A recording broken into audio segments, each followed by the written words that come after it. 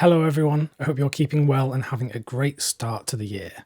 I wanted to do some reflecting on last year and look at some of the best 4K releases of 2021.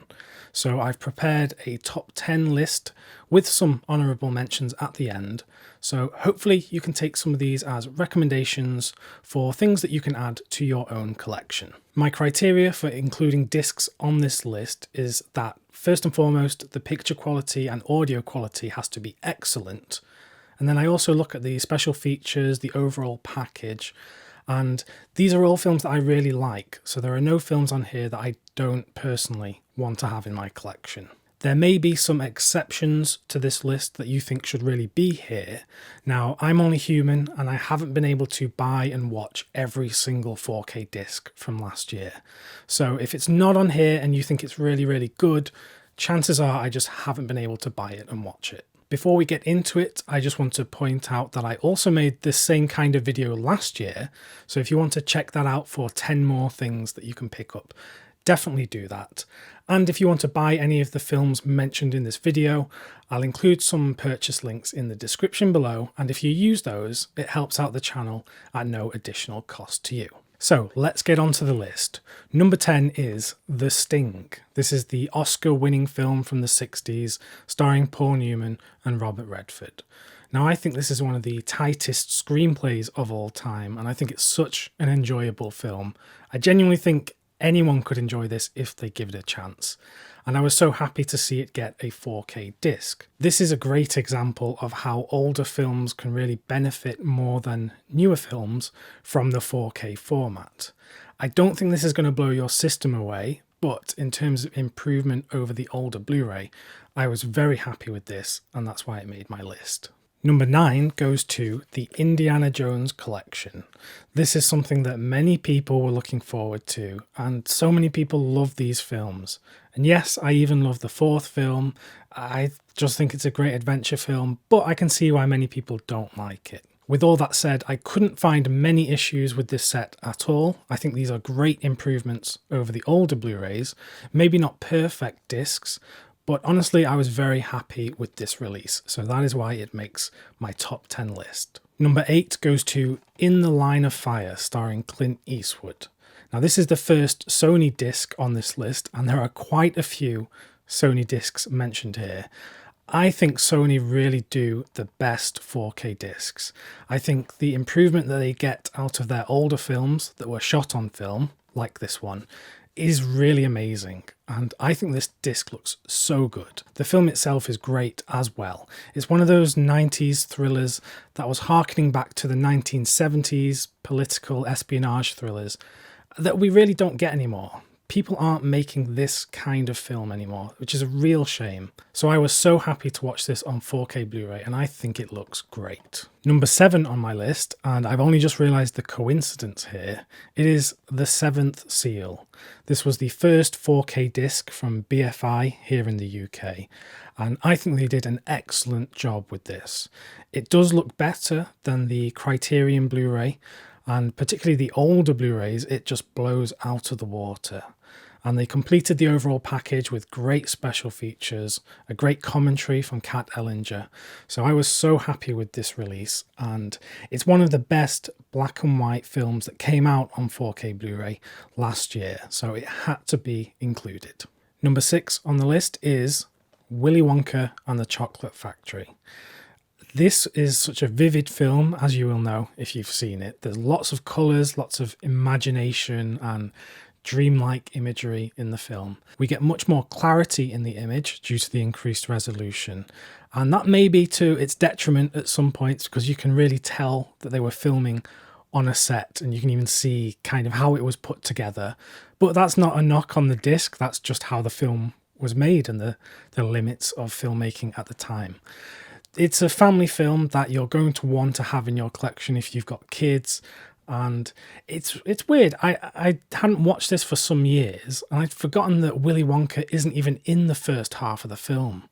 I was just waiting for him to turn up, and then of course when Gene Wilder comes on screen, he just, captures it totally, and you just don't want to take your eyes off his performance.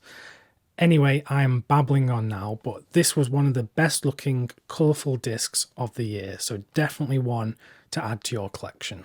Number 5 on this list is quite a controversial choice, I will admit. It is Inglorious Bastards from Quentin Tarantino. Now, the reason I say this is controversial is because some other reviewers out there, who I really do respect, really did not like this particular disc. Now, having watched it a few times now, I just can't understand that viewpoint. I think it looks great, sounds great. I really had no issues with it at all. A lot of people have pointed out that it's a 2K upscale, which is true. It is a 2K upscale, but because of how it was shot anamorphically using anamorphic lenses, I won't get into the nitty gritty, but when they blow that up to 4K, there is actually a lot more detail packed into there than a film that wasn't shot anamorphically and finished at 2K. If I was trying to explain that basically, when they shot anamorphically and finished the film in 2K, there was a lot of detail there because the image was so wide. So when they upscale it to 4K, there's still so much detail that can be taken out of there when compared to older versions of this film. I just noticed so much more detail in the close-ups of people's faces and their costumes. And the thing is, you're never going to get a true 4K release of this film because it was only finished at 2K. But thank God it was done anamorphically, because when you upscale it, it looks great. And I think this must be the best 2K upscale to 4K. So for all of those reasons, that is why it's on this list. Number 4 has us going to one of my favourite films of all time. It's Taxi Driver from Martin Scorsese. This is part of the Columbia Classic set. I got the German set, so the packaging is different to the packaging in the US and the UK. I got a really good deal on it, so I just had to take it for half the price. But it does mean that all of my individual cases have the ratings logo on it, and some of them are even in German language on the actual packaging. The discs are exactly the same, but the packaging is different. Anyway, the quality of the film on this disc is mind-blowing. Like, you can really see how much detail they got out of this 4K scan. And Sony have been doing great 4K scans for so long. They even years and years ago released those mastered in 4K Blu-ray discs, and they were miles better in terms of quality over the older Blu-rays. So that's the same 4K source that is used here, but the 4K disc does have many added benefits over those older Blu-rays. The grain looks beautiful in this. It just looks so natural. It hasn't been tampered with at all with any digital scrubbing effects. And it just looks so lifelike, and it matches the period where the film was set. So it gives it that gritty 1970s New York vibe. Whereas if they had cleaned it up with some digital DNR effects, it would have just not even fit with the time period and the feel of the film. So I'm so glad that this was untouched and presented in the most natural way. So that is why it's on the list. Number 3 goes to A Clockwork Orange. I have really enjoyed all of the Warner Brothers 4K transfers for Kubrick's films, and this is no exception. They've really done a great job here.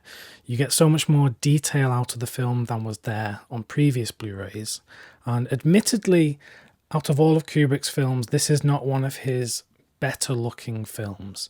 I mean that in terms of the colour palette of the film. It's often not very colourful. The film, because it was shot so wide, it means that there is a lot of, not blurriness, but towards the edges of the frame, there is less clarity because the image is just not as sharp, and that's because of how it was shot. These were all choices made by Kubrick to give the film real atmosphere and to aid the dystopian story and the whole feel of it. In particular, I thought the sound was much improved on this disc as well. So overall, I was very happy with this, even though I must admit this is not one of my favourite Kubrick films, and you know how much of a fan I am of Kubrick. It's just one of those where when I want an enjoyable time, I find this film quite disturbing, and it's meant to be disturbing.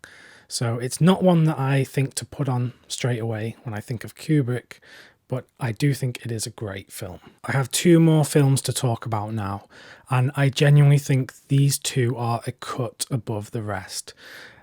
These two discs are honestly two of the best 4K discs I have ever seen. So yeah, they are a real treat. The first one is Sense and Sensibility. So this is from the Columbia Classics set. And like I mentioned before with Taxi Driver, I got the German set. So this does have the German language text, but it is the same disc inside. Now, this was shot on film by Ang Lee and his team in the 90s, and you really do see the extra detail that you get from the new 4K scan. It looks so lifelike, it hasn't been scrubbed at all, the grain is intact, and it is very fine grain as well, so I think it doesn't intrude on the picture very much at all. But in particular, the thing that is so great about this disc are the colours. Now, there are some sequences that are set outside among the grassy hills, and the vivid greens are so green. And the way that the HDR grade on here aids the incredible cinematography is just beautiful. You have such great highlights, and the dark colours really are dark. So, for my money, this is not just one of the best films on 4K of last year, it's one of the best discs on 4K so far. So this would definitely make my top list of best 4K discs. I don't know if it will make my top 5 or top 10, because there have been some very good discs indeed, but this is definitely one of the best. Now, number one on this list could not have been anything else. This film on 4K just blew everything else out of the water. It is My Fair Lady. I must admit, My Fair Lady is not one of my favourite films of all time, although I do really like it and appreciate it. But that's besides the point, because this is one of the best looking 4K discs I've ever seen. This 4K disc takes from 8K scans of the original 65mm film that was shot on Panavision Super 70 cameras, which basically meant there was so much detail packed into that film that you really see it all on screen here. And I think it is just a wonderful presentation. It really has to be seen to be believed. Any screenshots you see online really will not give the true effect that this 4K disc has when you view it on your TV. Along with the increased resolution from the brilliant 8K scan, you also have the addition of HDR, which makes all of the colours pop, and the contrast between the highlights and the shadows is just absolutely pinpoint perfect. Because of the film stock used and the way it was shot, the grain is very fine indeed. You can honestly barely even see it. So for those grain haters out there, this is an old film for you, because you can honestly barely see the grain. Being a musical, obviously the audio is very important, and it just sounds absolutely amazing. There are honestly no faults with this disc that I can pick up on, so it had to be number one for this year. And much like my number one from last year, it really shows how some of the films made in the 60s using those experimental film stocks and cameras really do pack in so much more detail than everything else. So that's why it's my number one. It's not my favourite film on this list, but it's certainly the best 4K disc. So that was my top 10. I hope you enjoyed those choices, and I hope that you can take some of them as recommendations for films to go and buy and add to your collection yourself. Do remember that you can use the links that I provide in the description below, and it helps support the channel at no additional cost to you. I do also have some quick honourable mentions, so I'll just get through them very quickly. Firstly, I've got Snatch. This was another great Sony disc this year, which really did improve over the old Blu-rays. The film has quite a muted colour palette, so you don't really get all that much out of the HDR, but the added contrast between the highlights and the shadows really is appreciated. So this was one I really enjoyed. Another one that I thought was really good, and a film that actually I think is so underappreciated and just undervalued really, is Godzilla. I think this is one of the best blockbuster films of the last 10 years. I think it's really kind of people really didn't like it because it focused more on the characters than Godzilla himself, but then the characters were kind of left behind at times and they followed different characters. It's a weird film. It feels very different to other films of the genre. But anyway, one I really like, and I think it looks and sounds great on the 4K disc. I'll also give a quick shout out to The Servant. This is from Studio Canal here in the UK. One of my favourite films of all time, one of the best British 60s films. And in black and white, it looks absolutely brilliant on 4K disc. And I'm just so glad for the film to be back in print. If you want to check out more about this film, I did review it on the channel, so you can check out that video after you've watched this. The last film I'll talk about before I leave you is one of the Criterion 4K discs that came out this year. It is Menace to Society. This was one of their first entries into the 4K format, and they really did a great job, particularly in the opening sequence that's set in the convenience store. I think the clarity and detail and the use of HDR is just astounding in that opening sequence. So if you want to add, a really great film from the 90s to your collection that is gritty and very dark in some places, this is one to add. I really enjoyed it. So there you have it. That's my top 10 plus my honourable mentions. I trust that you'll have gotten some good recommendations from there. You may even own all of these already. If you do, you get a thumbs up from me. Anyway, I'll be back with more videos very soon on 4K Blu-rays and the Criterion collection. So look out for them on the channel. If you're not subscribed already, please do subscribe. And I'll see you very soon. So stay well and keep watching great films.